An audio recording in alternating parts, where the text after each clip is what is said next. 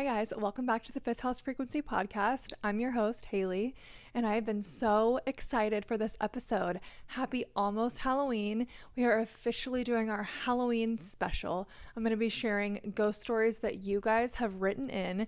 Some of them are my own and from my own family, so I'm really excited. This is going to be a nice spooky one. Not too spooky though, because we don't like to get too low vibrational in here, but we have some good ones. I'm so excited. Thank you to those who took the time to write in and share your story with us for our own personal entertainment. So I did not dress up for this episode, guys. I have to just be living my normal life today, so I didn't really want to be in a costume, but we'll just say I'm dressed up as like a hot pregnant mom podcaster.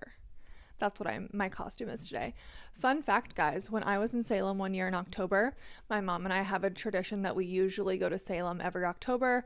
We didn't go this year just because it was a super busy season and we couldn't find flights that worked for traveling with a baby. So we did skip it this year, but usually we go. And one year we were there. We were talking to this witch, practicing witch, and they said that Halloween is technically the witch's new year and to dress up as whoever you want to be going into that year. So he was like, don't be dressing up as anything scary or ugly or anything like that. He was like, dress as you want to be. So I'm a hot, pregnant, really successful, rich podcaster. So maybe take that into consideration tomorrow when you're dressing up. Maybe dress up as a pop star if you want to be a pop star or whatever. I thought that was really interesting though. I don't really have any super crazy Halloween plans. My son is only 1 year old, so he can't really eat candy. He's not really going to be trick-or-treating. So we're just going to be chilling at home, skeleton PJs, watching Hocus Pocus, eating candy. I'm going to make cupcakes, and we're just going to have a really chill night. And I'm pregnant, so like I'm not really trying to be out on the town, if you know what I mean. So yeah, I'm not really dressing up this year. I figured for the rest of my life, at least until my kids are done dressing up for Halloween, I'm going to be like really committed that whole day. I'm going to have to buy costumes, candy, the whole 9 yards. So I'm like, why don't I just chill and not do all that while I have the option? So that is the route we are taking this year. But I'm very excited. I love a chill Halloween. Movies, sweet treats, the best. So whatever your Halloween plans are, I hope you have fun. I hope you stay safe. And remember to ground yourself, do your spiritual protection, ground your drinks. If you're going to be drinking, go back and listen to that protection episode if you need to, even though it's not the best quality because I didn't have a microphone yet when I recorded that. But you know what? You live and you learn. You get better every day. So yeah, go listen to that, if not just for the value that is provided there. And do the free protection meditation. It's on YouTube. Do it now while it's still free because I'm working on a little place where I can sell my meditations that I make because I have such a bank of them. So that one is not going to be free forever. So take advantage while you can. Oh, also there's a little bit of a filming location change if you're watching on YouTube for lighting purposes. It's like a very dreary, gloomy day, which is kind of like appropriate to read these scary ghost stories. So I actually don't mind it, but I did have to move closer to my window so the lighting was better. Okay. I'm so excited. I'm like afraid. I'm like nervous to read them, even though I've read them already, but I'm excited. So we're going to actually just go ahead and get started with my own spooky ghost stories. I have a couple I'm going to share with you. They're kind of short, so it won't be too long and we'll get into your guys's. But the first one is when I was 9 years old. I was having the worst trouble sleeping. I was starting to see this little girl in my room. She would just be like watching me sleep. She would just be like in my room. And it was the creepiest thing ever. My mom and I had just moved. She had just gotten married and we had moved into a different house just a couple months prior. And a couple months later, I started seeing that girl every single time I would be sleeping in that room by myself. I did share that room with my stepsister when she was sleeping at her dad, but she lived with her mom most of the time. So whenever it was just me in there, this girl would appear. And she was young, but not as young as I was. I was only like 8 or 9 at the time. And I just would look at her and I just didn't know what to do. I never said anything. So I didn't sleep in my room for probably 9 months. I would sleep on the couch outside of my mom's bedroom, and I ended up having to go to therapy for it. And I did tell the therapist that I would see this ghost. And of course, knowing what I know now, I know that I was not crazy. I was seeing that was happening, but the therapist told me and my mom at the time that it was just stress from having a whole new family dynamic, which could be part of it. Maybe like that ghost was feeding on my energy because she could tell I was stressed and in a new environment and I had no knowledge of spiritual protection or anything like that. So that was my first ever experience. That really messed me up, but I never did see her again after that. I know my mom, like we talk about it now, and she was so freaked out while that was happening. Imagine your kid is seeing something like that and you just like don't know what to do. You have to stay calm for them. But no, I will not do well. Actually, I'll know what to do if that happens to one of my kids, but kids say some creepy stuff. So sorry to my mom because that was a very scary period for me. And yeah, hated that. So that little girl was not kind. Didn't like her at all. She was wearing she would be like in a white dress when I would see her, and she had long black hair.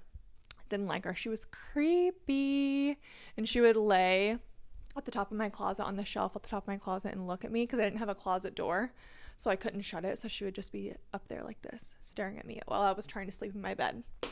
Really rude. So that was my first one, and then I don't really have that many because I just kind of shut myself off from it after that. Like, don't want to see anything. Don't want to hear things. But my other two that I've had have been in the form of sleep paralysis. And I actually made a YouTube video about one of my sleep paralysis episodes. But I had one, and now I think that I was just in such a negative place when the first sleep paralysis episode happened that I had an attachment. And I think that's what was going on because so I went and visited a friend that night. I was in a different town and we weren't drinking, nothing like that. I was probably 19 or 20 and I was asleep. We went to bed. It was just a really chill night. We were in bed asleep and all of a sudden I'm flipped onto my face in the bed and it feels like my friend who's sleeping in the bed next to me is pushing my face down into the pillow so hard to where I can't breathe, almost like suffocating me. And I'm screaming and screaming and screaming and like I can't lift my face out of the pillow. And finally I am able to lift my face out of the pillow. I'm screaming bloody murder, fully awake at this point.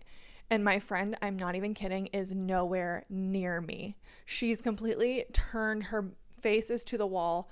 She's not even facing me, nothing. It could not have possibly been her. And while it was happening, I could not move. Like I couldn't move. It was definitely a sleep paralysis situation, but whatever entity was there was holding my face down so I couldn't breathe. Awesome.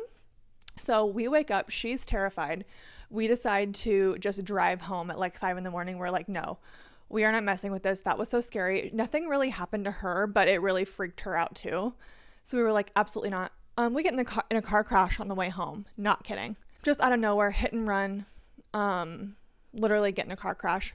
My car is scattered across 4 lanes on the interstate. So that was awful. I definitely had an attachment of some sort that was causing negative things to happen to me because that was horrible. So that was the worst situation. And again, I was very like spiritually unaware at this point. I had no spiritual practices, nothing. I was honestly just a really insufferable negative person. So it's no wonder that I had a negative spirit attachment to me.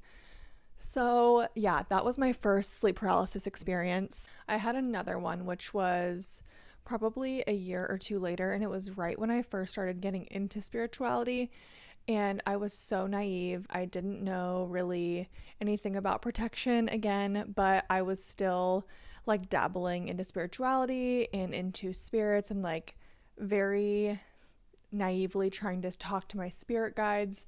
And I was just so susceptible to things because I was not doing any protection. I didn't have clear enough intentions. So I think I was kind of a target for more low vibrational spirits because I was like having a high vibration and I was like a good person. And unfortunately, these really gross negative spirits like to feed on people who are super great and have great energy, but also that don't know how to protect themselves. So that is what was happening to me. And this episode of sleep paralysis was so scary. Kind of blocked it out. I have a YouTube video on this, so I don't really remember exactly what was going on. I wasn't watching anything scary, nothing like that, but I went to bed and I literally felt like something was inside my body trying to crawl out of me. like moving me around almost. Like I thought Brad was like moving me and like putting his arm around me and like trying to move me. And I was like, I even said like, stop moving me, stop doing that. And I just like felt like I couldn't breathe. Something was sitting on my chest. And when I finally was able to move and be awake, I did see like a dark figure in my room. So that was awful. I learned about protection quickly after that, and it was really scary. I felt almost sick and like drained for the next few days because I think they really like feasted on my energy. So it was really scary. And again, quickly learned about protection there. That's the first time I ever looked up like a protection meditation and did that. So those are my own experiences. I'm thankful that they're not too crazy, but I do think they're scary. So yeah, now we're going to get into the fun part. We're going to read your guys' stories, and I am so excited. We're going to start with a super short one. This one was submitted to me on TikTok. This isn't super crazy, but I'm clairsentient, meaning I feel things, and a spirit came into my room. My light was flickering on and off, oil diffuser turned on and off, TV was glitching, and I felt the spirit move from the left side of my room to right in front of me. I wasn't scared. I was just kind of like, hello. Girl, what do you mean you were scared? I would be freaking out if I could feel that and if all that stuff was glitching at one time. But that's really scary. I'm glad that spirits don't really mess with me like that. I don't know how I would handle that. I think that I just kind of shut myself off from it, so I'm not susceptible to things like that. But yeah, that's really scary, girl. I don't know what you're talking about. You're braver than me, that's for sure. So the next one was actually written in by my mom, and it is about my grandma, her mom. So get ready. My mom, Haley's grandma, was complaining about how she couldn't sleep at night and that there was a ghostly woman that was scaring her to death every time she went to sleep. One particularly bad night, the woman was floating above her, yelling and shaking her ghost finger in her face. Immediately no. Immediately no. My mom tried to rebuke it on her own in the name of Jesus. I asked her how long this had been going on, and she said a couple of months. I pressed and asked if there was anything different in the room than before. She said no, only this mirror in the corner of the room. I said, what mirror? She said, the one that came with the dresser we got at the garage sale a few months ago. I told her to immediately get that out of the house and all the way out, not in the basement or in the other room, and to face it down against the ground until they could throw it away properly. I told her to burn sage and light a white candle, and she said, like my cooking spices? Grandma, I love you so much. I know I'm going to get you for Christmas a bundle of sage. That's for sure. She lit the candle and opened the window and never saw the woman again. Moral of the story, never buy mirrors at garage sales unless you cleanse and lock them spiritually. Heavy on that. I have 2 thrifted mirrors, and immediately the first thing I did before I brought them into the house was I cleansed them and then I locked them. Look up how to do that if you ever buy a mirror secondhand. So that was crazy. One thing about my grandma is she is someone who is so sweet, but she is very intuitive and very susceptible to things like that. She's gotten sleep paralysis a lot through her life. She's who I went to when I got sleep paralysis, and she like helped me get rid of it and everything like that. So I'm glad that never happened to her again. Love you, Grandma. Thanks, Mom, for writing that in. When I was younger, I had asked my grandma if she ever had any experiences with the Ouija board, and she said that she did. She had 8 siblings, and her baby sister at the time would cry and cry nonstop if she didn't have a pacifier. This time the pacifier was lost and the baby sister wouldn't stop crying and screaming. It was stressing out the entire family, and they searched and searched for the pacifier. Everyone was looking, tearing the house apart, looking for the pacifier to stop the baby from non-stop screaming. Trust me, no one ever wants to hear a baby crying uncontrollably, even young kids. So I don't think anyone hid it on purpose or made this story up. My grandma and her siblings got so desperate to find the pacifier that they turned to asking a Ouija board. Some of her and her siblings got together right away and asked the board where the pacifier was, and it responded with, behind Mom's bed. They instantly went to go check, and there it was, behind the headboard of the bed. It freaked out everyone, and the story still sticks with me till this day. That is so crazy. That's something I have never done, is a Ouija board. I don't know why, it just has always scared me, but I think I am open to doing one, just with the proper protection and everything like that. But you gotta love a helpful ghost. Like, thank you so much. I maybe need to use that to like help me find things I've been looking for, clothing items. Whenever I lose my phone, I should just go ask a Ouija board. Hello. A life hack. My husband and I had an experience with a stranger where we had to call 911. My husband was very concerned about the man. When the firefighters came, there must have been an attachment to one of them who attached itself to my husband because it was attracted to his fear. I felt a darker energy in our house for a couple days and kept seeing a dark shadow floating towards the ceiling out of the corner of my eye. It really got crazy when our dog kept staring above our heads when we were in bed. He would also back out of the room scared. I burned frankincense and copal around all areas we had felt it, along with telling it that it wasn't welcome in our house. I definitely felt it immediately when the energy left. I felt it outside the house for several days before it officially left. Oof, attachments are no joke. That's definitely what I had when I was having my sleep paralysis. I also, oh my gosh, a news story. I forgot about this one. I had a friend who was just down bad, put it simply, and she came to stay with me. And I swear she had an attachment attached to her. Everything in her life was going bad. She's also someone who's really sweet, but probably more susceptible to this kind of stuff just out of not having awareness. She definitely had an attachment that attached itself to her. We literally called it her demon because it was the most negative thing ever. And it left her when she came to stay at my house, and it stayed at my house. So she went home without the attachment. Her life got right back together and the attachment stayed in my house. I literally was running around my house, saging, cursing this spirit out at the top of my lungs, like rebuking this thing, like just absolutely motherfucking this thing to the ends of the earth to get out of my house. And it did leave. So I literally like about threw hands with this spirit because it was so annoying. And I was getting the same vibe I got the day that I got that sleep paralysis the second time, where I just felt like a negative presence. So I was not having it. I was prepared this time and I got it out of my house so fast. I used sage, I'm pretty sure, but I've never tried the frankincense. So that's a good little tip. I have one more and I have saved the best for last. So it's a long one. So get ready. Here we go. Back when I was in high school, we lived in a 2-story old house. There was always an eerie feeling diagonal from where I was in a room, but really bad upstairs, which was where my stuff was. The cats would look at the walls for hours, meowing at things that weren't there and acting strangely. Well, one night I was with 2 friends and one friend tells me she's quote unquote psychic. I tell her to prove it because that's just how I respond when someone makes a large claim. She tells me various stories of seeing ghosts and communicating with them throughout her life. I asked her if she could tell me what was in my house. She tells me it's a war pilot. He won't mention his name and just goes by private. Supposedly, he crashed in a plane and died overseas, but his sweetheart lived in my house and his soul ended up here. Now he watches me and my mother to make sure we are safe. I ask if I can talk to him then. She warns that he won't be around much. And she put, sounds like a win to me, lol. So I tell her to proceed. She gets in the shower and it's just me and my friend Chloe in the kitchen. You can ask her about this. She vividly remembers.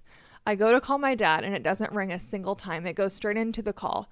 I put it on speaker. Then I hear a heavy voice on the line say, "Hi, Drew, it's private." The line hangs up. We are screaming. I call my dad back immediately and he says he has no calls from me in his call list and that he never got a call.